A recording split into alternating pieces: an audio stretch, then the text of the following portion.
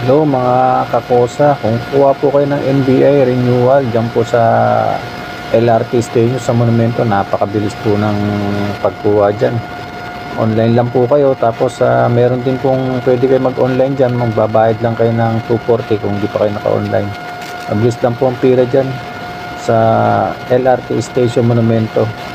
Yan po, at halos 1 hour lang ang aking tinagal dyan makakuha ng renewal. Kung may hit po kayo, babalik po kayo 2 weeks 2 weeks po yan bago kayo makakuha ulit sa releasing, kung hit po ang inyong result ng NBI renewal po. At madali lang po dyan, galing lang po nyo yung nyo, Xerox ng NBI nyo or any ID, valid ID po ang kailangan dyan, isa lang po. Nakikita niyo po dyan at napakabilis po yan, walang tao po, halos pag uwi ko wala ng tao. Okay po, ayan, National Bureau of Investigation, NBI, LRT station, malapit po yan sa Grand Central, Monumento.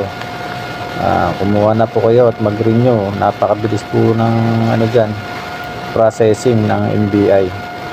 Okay po, at sana makatulong tong vlog na to, maliit na vlog. Malapit po sa Monumento Grand Central, Malabon, Nabotas, Caloocan, kumuha na po kayo dyan.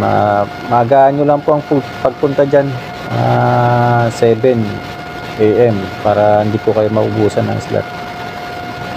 Magpa-online po kayo kung wala pang online, meron po nag-online dyan sa taas, magbabayad lang po kayo ng 240 sa gumagawa para mabigyan na po kayo ng resibo. Tuloy-tuloy po kayo dyan. Okay po, maraming salamat po sa inyong lahat.